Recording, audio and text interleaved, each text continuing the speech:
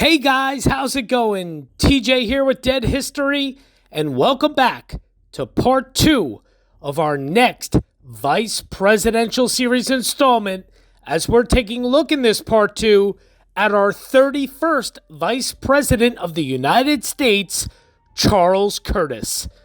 Hope you enjoyed part 1 yesterday, taking a look at the early life, education, and then the political rise of Charles Curtis, and of course the very unique and interesting story of his Native American ancestry.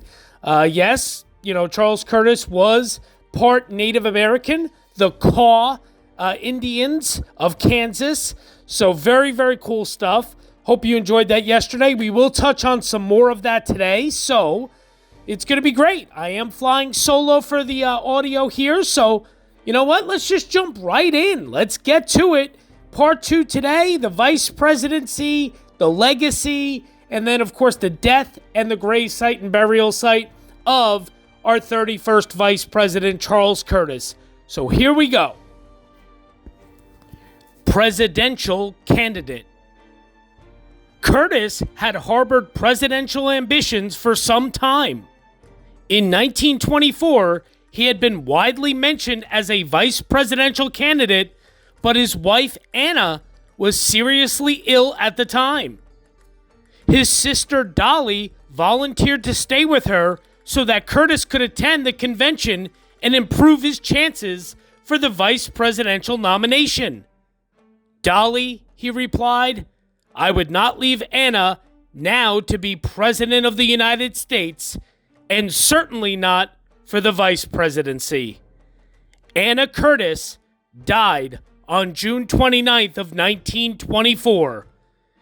In 1927, President Coolidge jolted the nation by announcing that he did not choose to run in 1928. Potential candidates and the press speculated endlessly about what Coolidge meant, whether he expected the convention to deadlock and then draft him, or whether he would not run under any circumstances. Curtis assumed that Coolidge was out of the race and felt assured that Coolidge favored him for president. Even Commerce Secretary Herbert Hoover privately conceded that Curtis was a natural selection for Mr. Coolidge's type of mind. Hoover was the frontrunner, but the farm states had remained strongly opposed to him ever since his service as food czar during the First World War, as well as because he opposed the McNary-Haugen bills. Curtis and Hoover had never been close.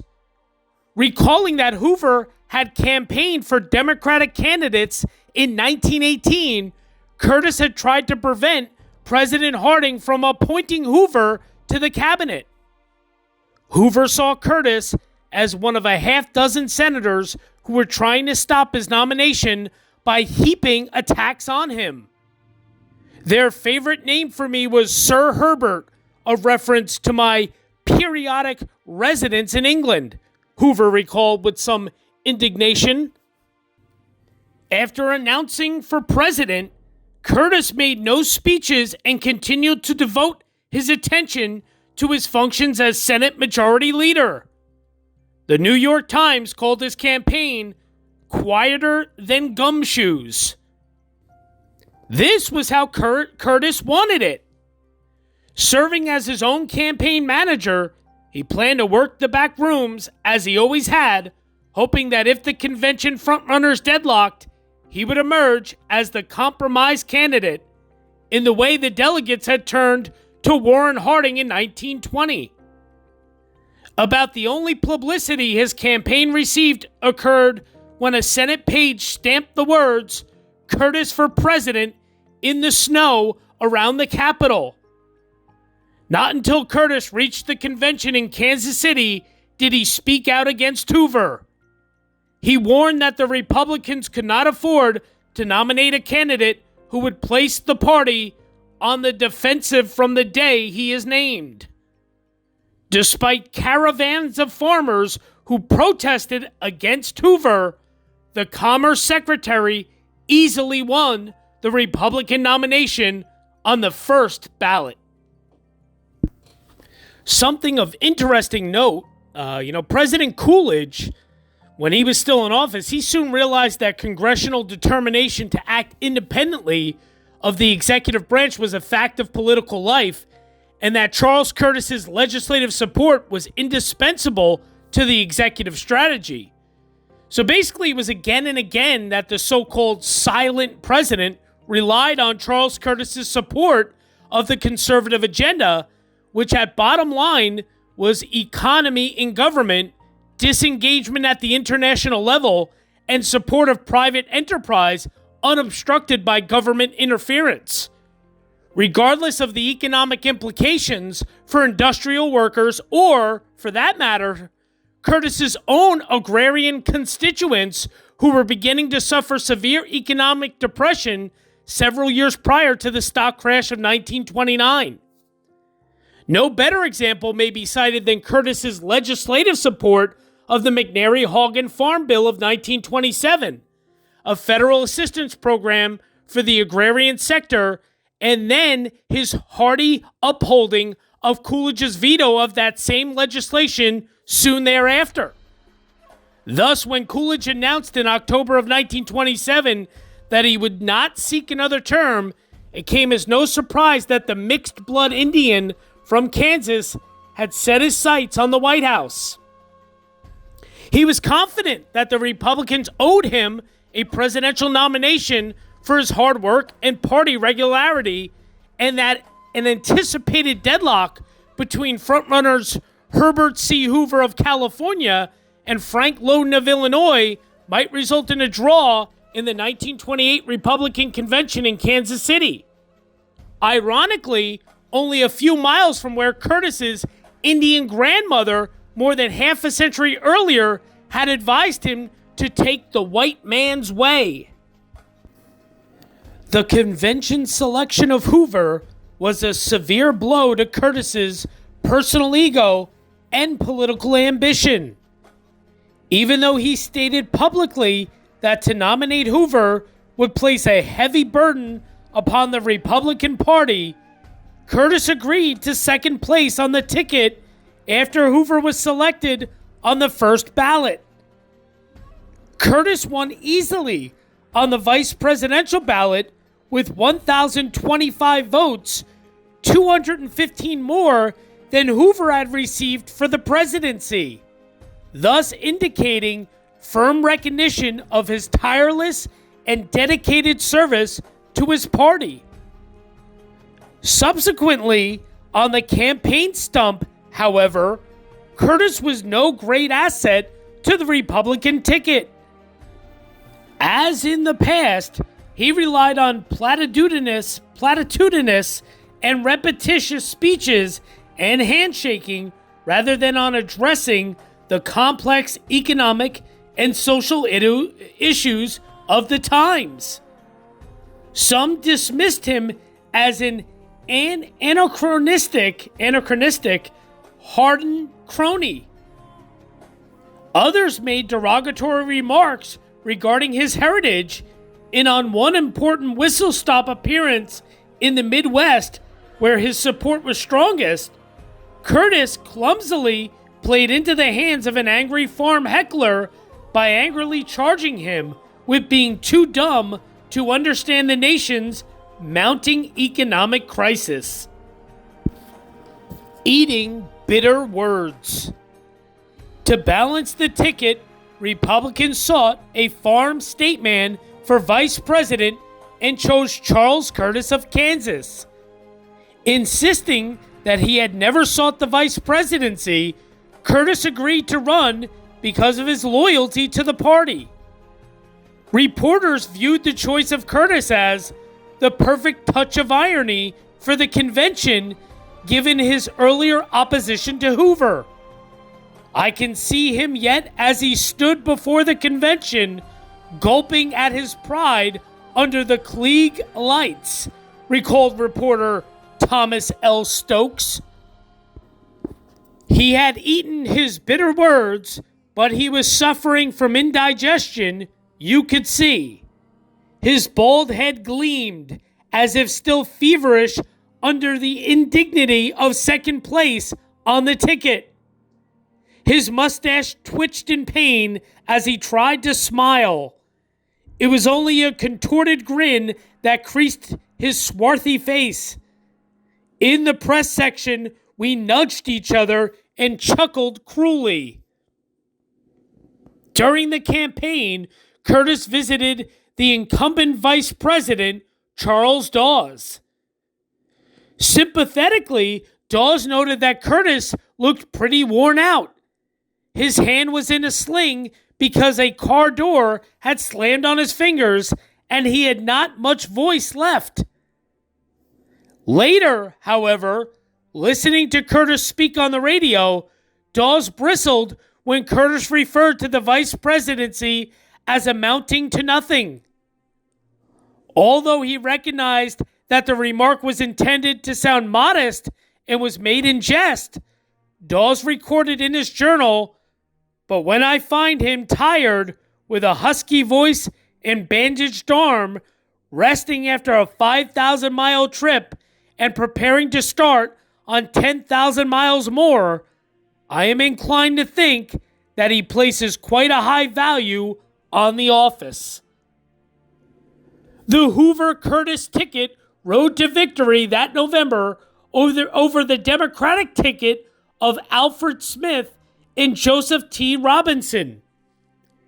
Each of the vice presidential candidates served as his party's floor leader in the Senate, and despite their political differences, the two were known as chums. Curtis was celebrated as a stand-patter, the most regular of Republicans, and yet a man who could always bargain with his party's progressives and with senators from across the center aisle.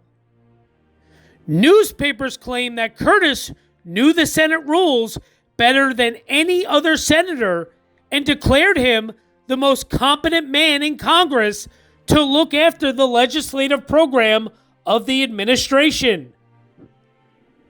This was not to be.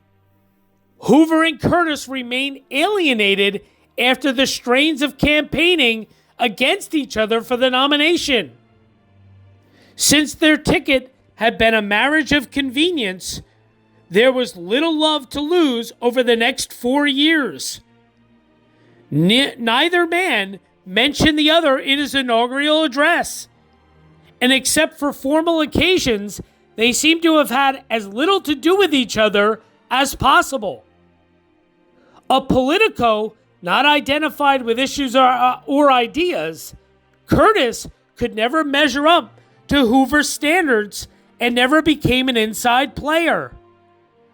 Although Curtis attended some cabinet meetings, his advice was neither sought nor followed.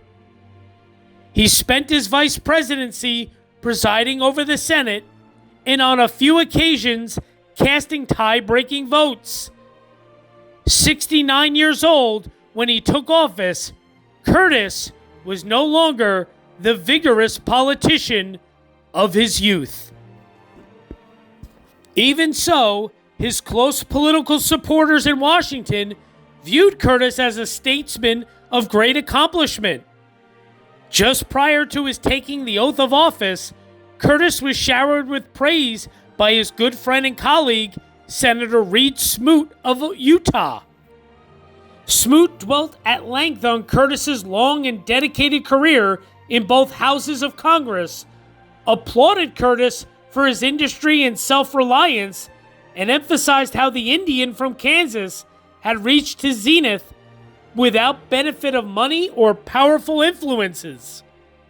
Continued Smoot, as reported in the Congressional Record, Senator, now Vice President Curtis, began life amid primitive and humble surroundings. In his veins runs the blood of Puritan Englishman, a French Canadian, and an Indian maiden. That remarkable fusion brought forth the real American, whose career demonstrates the boundless possibilities in the land we love. We will feel more tolerant, more considerate, and more wise as we look into his kindly eyes. We will profit by the example you have set for us. As vice president, Curtis busied himself wielding the gavel over the Senate. He moved from a modest residential section in Washington to a 10-room suite in the Mayflower Hotel and hosted hundreds of official dinner parties. President Hoover invited him to attend cabinet meetings, but Curtis's advice was seldom sought, perhaps, as one observer noted, because he had little to offer. He sought to influence foreign policy, but with little success. He supported prohibition and protective tariffs, criticized the Federal Reserve System on grounds that its actions were too speculative and that it drained too much money from the country to the city, supported Hoover's dispersal of the bonus marchers, and in general called on the entire nation to support courts, the country, and the Constitution. The Depression, insisted Curtis repeatedly, was simply a natural occurrence that inevitably would run its course and give way to even greater prosperity. A subtle transformation. Curtis enjoyed the status of the vice presidency and made much of his rise from Caw Teepee to Capitol. As the first American of Indian ancestry to reach high office, he decorated his office with Native American artifacts and posed for pictures wearing Indian headdresses. But the press who covered him noted that Charles Curtis had changed in many ways, both subtle and conspicuous. As a senator, he had always been a placid, humble, unchanging, decent fellow. But when he began to harbor presidential ambitions, his humility turned inside out. Curtis grew pompous, demanding that past intimates address him as the Vice President of the United States, and giving the impression that he felt that he, rather than Herbert Hoover, should be occupying the White House. Perhaps sensing that resentment, the Hoover White House never trusted Curtis as a legislative lieutenant. Reporters who watched him believed that the frustrated Curtis, having been so busy and influential as majority leader, just had to have something to do as vice president. He found his outlet as a stern and unbending disciplinarian in the Senate and a defiant defender of vice presidential rank and precedent there and elsewhere, particularly at dinner tables. Or, as one Washington hostess noted archly, Mr. Curtis openly exulted in the ephemeral effulgence of the limelight which shone upon him. Curtis's search for status revived the issue of an official vice presidential residence. The wealthy widow of Missouri Senator John B. Henderson lived in a brownstone castle on 16th Street on a hillside several blocks north of the White House. For years, Mrs. Henderson had lobbied to rechristen 16th Street as the Avenue of the Presidents and had persuaded many embassies to locate along the street by selling them inexpensive parcels of land. Mrs. Henderson became convinced that the street would be the perfect location for a permanent vice presidential dwelling, suitable for entertaining, and she offered to give the government a house overlooking Meridian Hill Park, whose land she had also contributed to the city. Earlier, Vice President Calvin Coolidge had declined a similar offer, but Curtis was much more receptive and sent his sister Dolly Curtis Gann out to inspect the property. She pronounced the house lovely and appropriate for its purposes, arguing that a vice president should not have the social duties now incumbent upon him unless he is to be in a position to fulfill them properly and comfortably. But a member of the Henderson family objected to the elderly Mrs. Henderson's penchant for giving away her property, and the deal fell through. Not for another half-century would vice presidents have an official residence. A tempest in a teapot. When the stock market crashed in 1929, the nation began to slip into the worst economic depression in its history. At a moment when people wanted positive action from their political leaders, poor Curtis became embarrassingly embroiled in a tempest in a teapot. His sister Dolly openly feuded with Alice Roosevelt Longworth, the daughter of Theodore Roosevelt and wife of House Speaker Nicholas Longworth, over their relative positions in protocol. Princess Alice admitted making a little mischief over the affair. After Curtis's wife died, Dolly had invited him to live at her Washington home and had acted as his official hostess. Dolly Gann asserted that as hostess for the vice president, she should be seated ahead of the congressional and diplomatic wives at Washington dinners.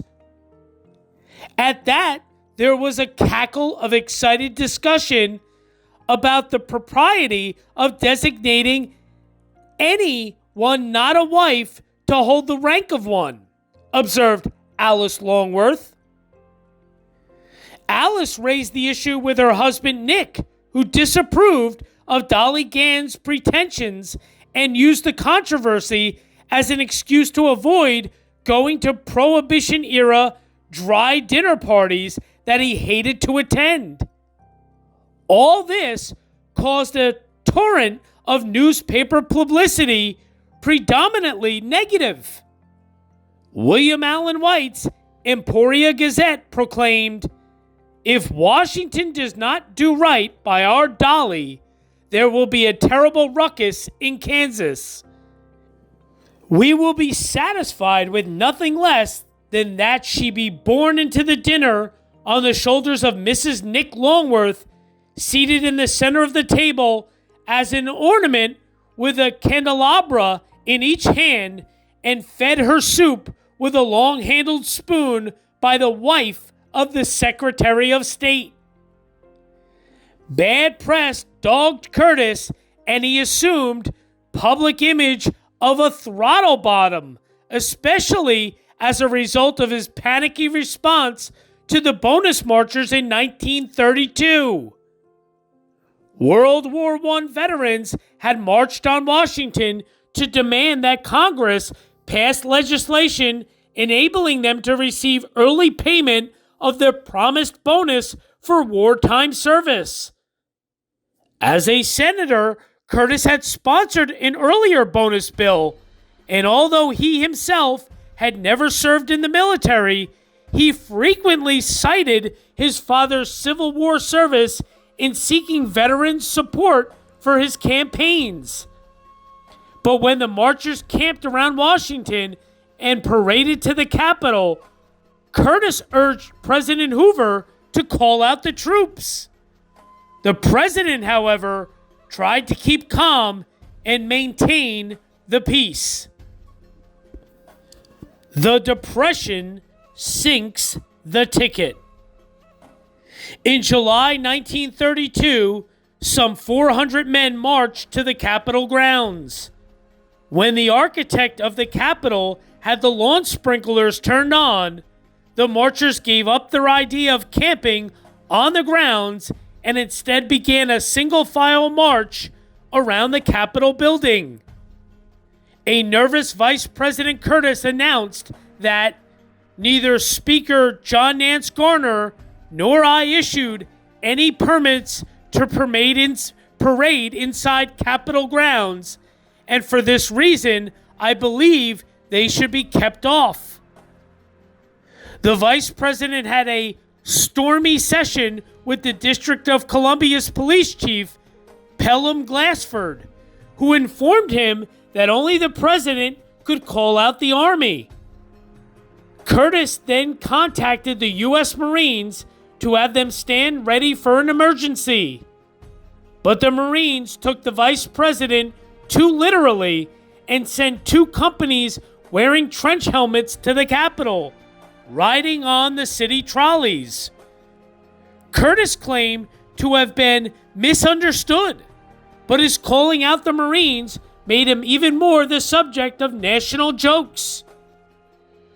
As the Depression worsened and the presidential election approached, many Republicans talked of dumping Curtis from the ticket in favor of a stronger candidate who might help Hoover's chance of re-election. Curtis himself recognized his vulnerability and talked of running for the Senate seat from Kansas instead.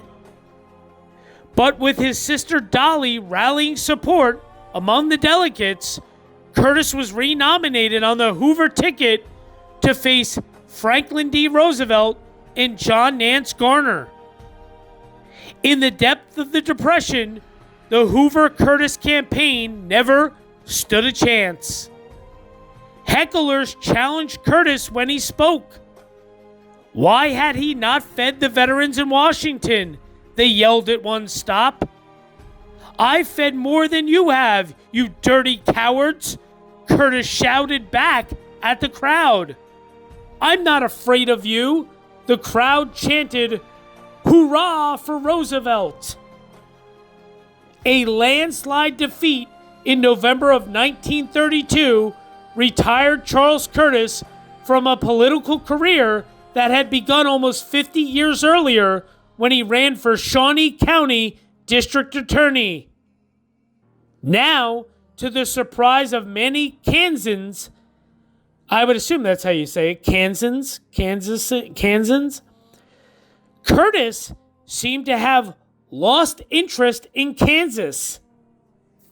Having spent so much of his life in the nation's capital, he remained in Washington, where he practiced law and talked politics.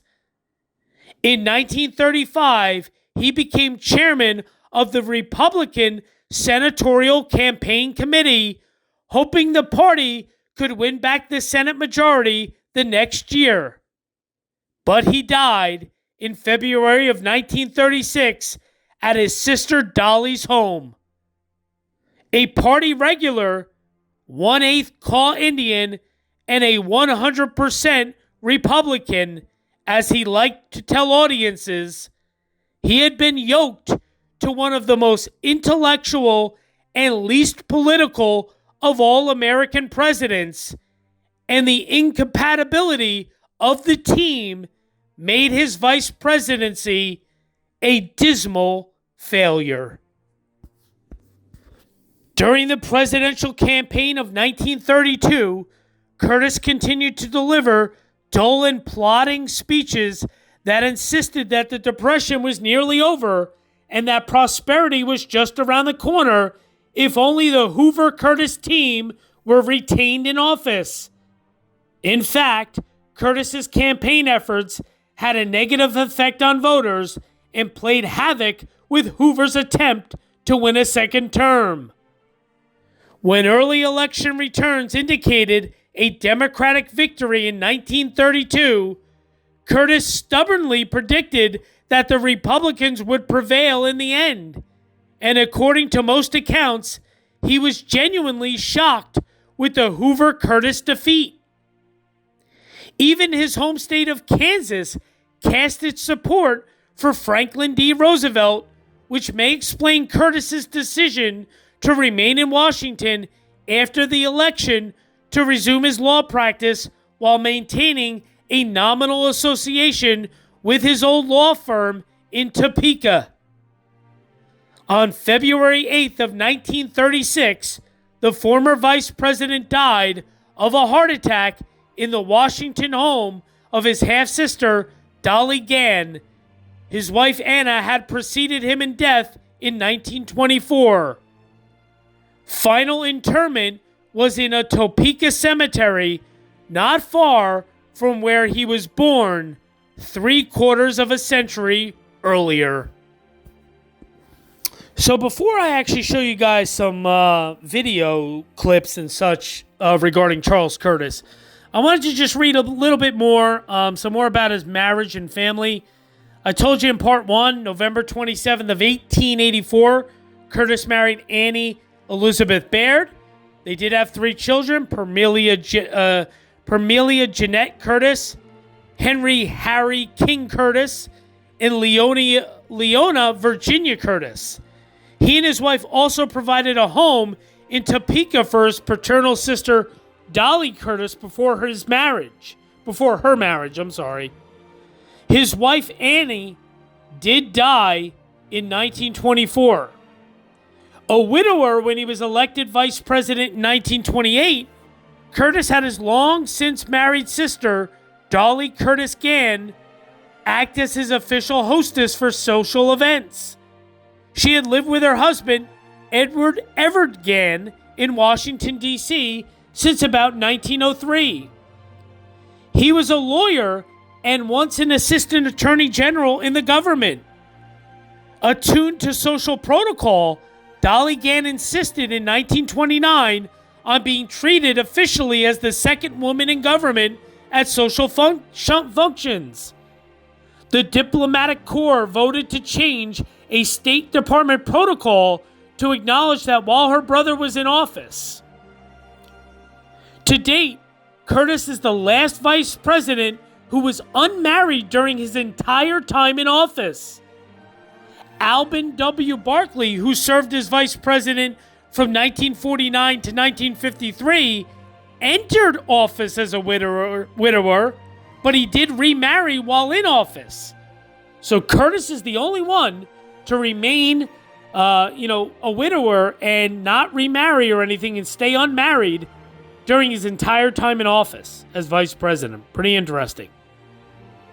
A little bit more about his vice presidency. Curtis received 64 votes on the presidential ballot at the 1928 Republican National Convention in Kansas City out of 1,084 total.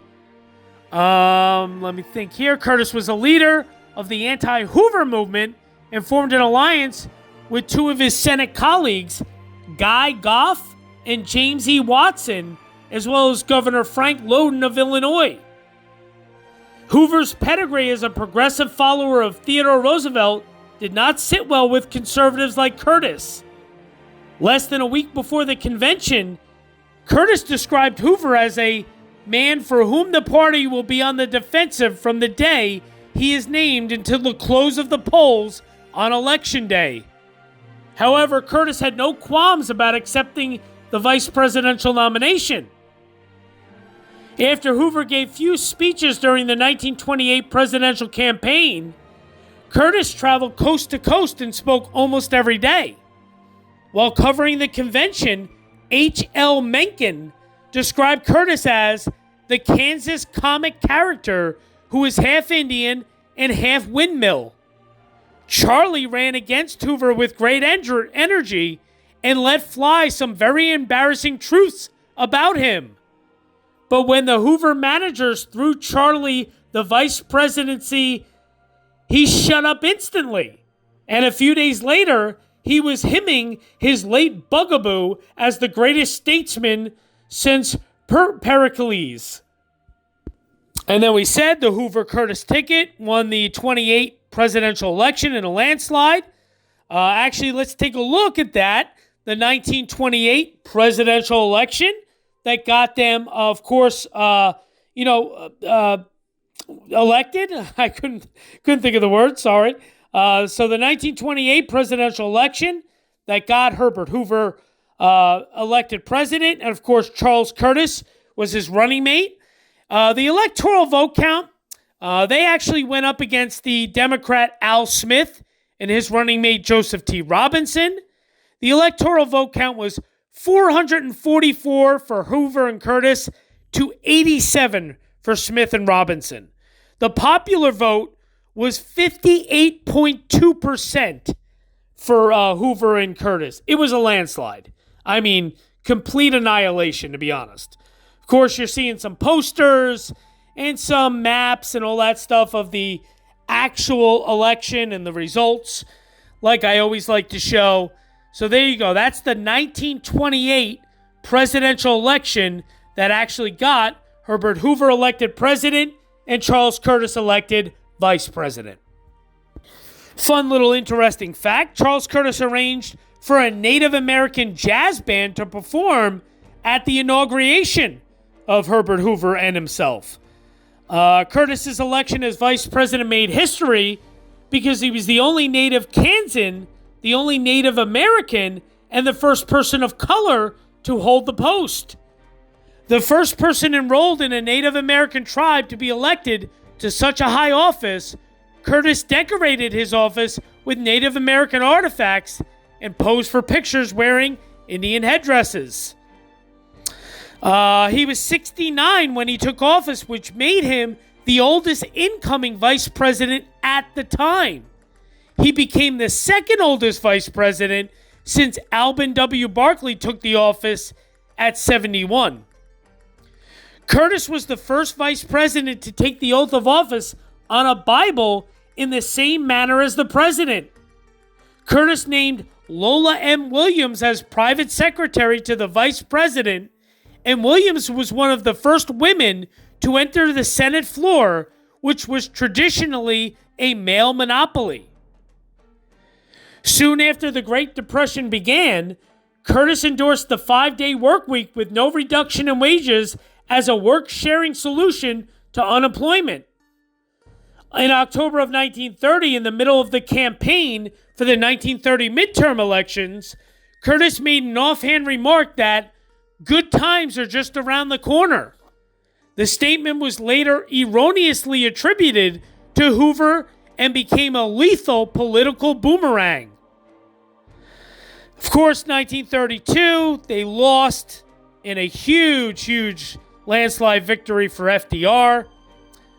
So did not get reelected. Charles Curtis opened the 1932 Summer Olympics in Los Angeles and so became the first U.S. executive branch officer to open the Olympic Games.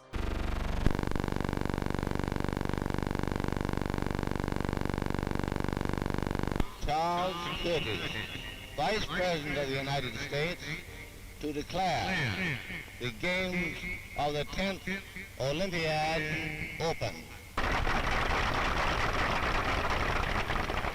Mr. President, in the name of the President of the United States, I proclaim open the Olympic Games of Los Angeles, celebrating the 10th Olympiad of the modern era.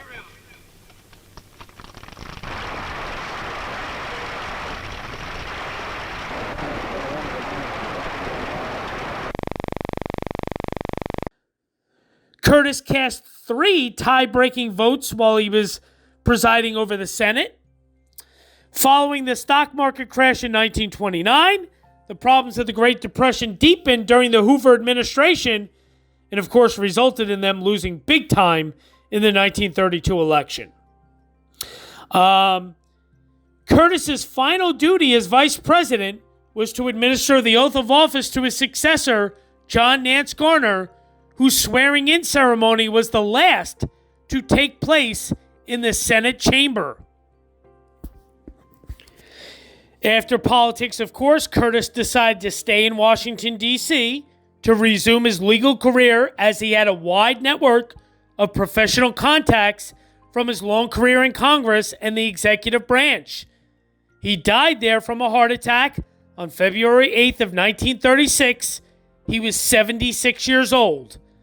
By his wishes, his body was returned to Kansas and buried next to his wife at the Topeka Cemetery. Legacy and honors: he was the only United States vice president to inaugurate the Olympic Games. Charles Curtis was featured on the cover of Time magazine twice, on December 20th of 1926 and on June 18th of 1928 while serving as U.S. Senator from Kansas. Full-length articles discussed his life and politics. He was featured as vice president on the cover of Time on December 5th of 1932. So I take that back. He was actually on the cover of Time magazine 3 times. I said that it was 2 times in our opening during part 1 yesterday. I was wrong. It was actually 3 times. So I apologize. His house in Topeka, Kansas has been listed on the National Register of Historic Places and designated as a state historic site. The Charles Curtis House Museum is now operated as a house museum. So take a look, these pictures you've been seeing right now on the screen. These are pictures of his house in Topeka, Kansas. I did not visit his house. These are all stock photos. I did not take these photos. These are photos I found online. But pretty cool, his house there in Topeka, Kansas, which is now the Charles Curtis House Museum. Pretty cool stuff. And then, of course, he was the only multiracial person to serve as Vice President of the United States until the inauguration of Kamala Harris in 2021, our current Vice President. So, pretty interesting stuff. Now, I am going to show you guys a couple little video clips. I think there's 2 here, and I think they're both from CBS News. They're really interesting. I think it's about total of about 10 to 12 minutes of total video, but I found them really interesting. I thought it would be important to show them. So here's going to be a few minutes of some video clips that I found. Like I said, I think they're mostly from CBS News. So take a look here at these videos. But Mo Rocca tells us about another vice president and another first. Just 2 blocks away from the Kansas state capitol in Topeka, you'll find a stately brick home with 2 domes. My mom loved the house. It's probably one of the prettiest houses in Topeka. Nova and Don Cottrell purchased the local landmark in 1993. It hadn't been well cared for. It needed a lot of work. Although the couple was retired, says their daughter Patty Dannenberg, they spent the next 25 years painstakingly restoring the home's parquet flooring and gleaming chandeliers. And I love stained glass. It has beautiful stained glass. Eventually opening it to the public as a museum dedicated to the man who once lived there, Charles Curtis. I don't think many people around really knew much about him or realized how remarkable he was. Remarkable indeed. 92 years ago, Charles Curtis was inaugurated as America's first and only Native American vice president. Curtis was a member of the Kaw, also called Kansa Nation. The Kaw people are the indigenous people of Kansas. James Pepper Henry is CEO of the First Americans Museum, slated to open in September in Oklahoma City, and vice chairman of the Kaw Nation. I would say 99% of everyone in this country does not realize the state of Kansas takes its name from our people, the Kaw people. Charles Curtis was born in 1860 in what was then the Kansas Territory to a white father and an Indian mother. His mother died when he was just 3, and he was left in the care of his Indian grandmother. He lived with the Kaw people on the reservation. Pauline Sharp is a member of the Kaw Nation. He learned how to ride horses. He could speak the language. By 1873, the Kaw Nation, once millions of acres in area, had dwindled to little more than a burial plot, and the few hundred surviving members were being forcibly relocated south to what would become Oklahoma. They walked to their new home in Indian Territory. Took them 17 days. People got sick. There was typhoid, even starvation. 13-year-old Charles expected to join the migration, but his Indian grandmother commanded the boy to stay in Topeka with his white grandmother and assimilate. She wanted the best for him, and the best for him was to go live with his white family. And it turns out his grandmother was right. Had he gone with her, would we be talking about him today? We wouldn't know who Charles Curtis was had he gone with his native grandmother to Oklahoma. In fact, he may not have even have survived. Instead, Curtis thrived. He became a successful lawyer and was elected to the U.S. House of Representatives. Do you think having to go between worlds sort of trained him for politics in a sense? I think that's true. I think being a mixed-blooded person and in some ways being an ambassador between two worlds did prepare him for politics, American politics. In the Senate, Curtis, a Republican, became a force, serving as majority leader. An advocate for women's rights, Curtis proposed the very first version of the Equal Rights Amendment. Women have always had leadership roles within our tribe and been really the backbone and strength of our tribe. I'm guessing that might have been a factor in clearly his belief on this issue. Well, knowing my native grandmother, I know his native grandmother had a strong influence on him, and certainly mine did. But for Native Americans, the legacy of the man known as Indian Charlie is decidedly mixed. Many of the assimilationist policies he backed had ultimately devastating effects on the lives of Indians, leading to the dissolution of tribal governments and the breakup of communal lands. I think he believed he was doing the right thing. Had he been alive today, I think he would have understood that some of the things that he believed in at that time did have a significant negative impact on Native peoples. In 1928, Curtis, running with Herbert Hoover, was elected the 31st Vice President of the United States. He was given little to do in the office, I proclaim open the Olympic Games of Los Angeles. though he did preside over the opening of the 1932 Olympic Games in Los Angeles. But with the onset of the Great Depression, the ticket's bid for re-election went down in flames. After Curtis's death in 1936, his name quickly faded. As for his former home in Topeka, Don and Nova Cottrell died last year, months apart. The house is now for sale. Patty Dannenberg hopes that whoever buys the Curtis home will preserve it. What would be lost if the house weren't there? I think a lot of history would be lost. And as for the Kaw Nation, they've rebounded in number, and in 2002 purchased acreage for a memorial park in Kansas, a return to their ancestral land. We danced on our own land in Kansas for the first time in 142 years. How did that feel? It felt wonderful to be back home. How would you like Charles Curtis to be remembered? That's a hard one. As the first Native American to make it that high in the United States government, that's a source of pride for us.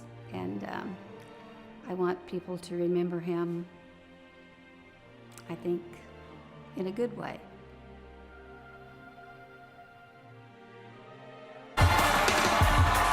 When she's inaugurated on Wednesday, Kamala Harris will make history as the first woman to become vice president.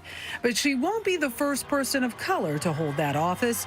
That distinction belongs to the vice president who was sworn in 92 years ago. With the hearty support of the people of this country. Charles Curtis, a Native American, served as vice president to Herbert Hoover during his single term in office from 1929 to 1933. I'm just curious why we don't know the name Charles Curtis. One reason is he was a vice president. And if you think about it for a minute. Lisa Sandemeyer is an historian at the Topeka Cemetery, where Curtis is buried. I mean, can you really name very many vice presidents? Curtis, whose mother descended from 3 different tribes, belonged to the Kaw Nation of Oklahoma and Kansas. As a boy, Curtis lived in Kaw territory and with the side of his family who descended from white Europeans. But during his rise from congressman to senator to vice president, Curtis never needed to hide his heritage. Did they know he was a Native American? Sure, we needed all hands for everything, whether they were male, female, Native, African American. We needed everybody we had. Despite being second in command, Curtis wielded little influence in the Hoover administration, even inspiring a character in a Gershwin musical. An ineffectual VP whose only task is to take attendance at a Senate meeting. The senator who's from Nebraska, present. Check. The senator who's from Alaska, present. Check. The senators from other states will have to bide their time, for I simply can't be bothered when the names don't rhyme. But before he was vice president, Curtis was Senate Majority Leader and known for being a shrewd politician and deal maker. Why was he selected to be vice president? Because they were afraid he'd get the top of the ticket. Really? He was the Senate Majority Leader, and I got to tell you, Charles Curtis had some juice. But his best-known legislative achievement, the Curtis Act, is seen by many Native peoples as a betrayal. Kent Blansett is a professor of Indigenous Studies and History at the University of Kansas. What it was to strip native lands, treaty lands, from native nations, and to bring us as native peoples into the capitalist economic system. And part of this, too, was a greater design of assimilation and acculturation. The Curtis Act ended up stripping rights from Native Americans, including Curtis's own Kaw Nation. It was a way to protect his people, is how he saw it, or how he envisioned it. Now, we have the benefit of hindsight, in the present, to be able to say that that's a horrible decision. And even later on, he would regret the decision. While Curtis left behind a complicated legacy, he never tried to distance himself from his indigenous roots. He faced many uphill battles. In some ways, he wouldn't be allowed in certain restaurants in Oklahoma, but he would eventually be a senator and vice president. Listen to what else he accomplished. He proposed the very first version of the ERA after being one of the first supporters of the 19th Amendment. He was a sharpener or sort of shaper of the Gold Standard Act. He was known as being, the consummate politician because he kept index cards. Dealmaker. Exactly, on every single one of the constituents that he met. So he really brought home a lot to the people he fascinating piece of history. Representing, it really is. Undertold story, obviously.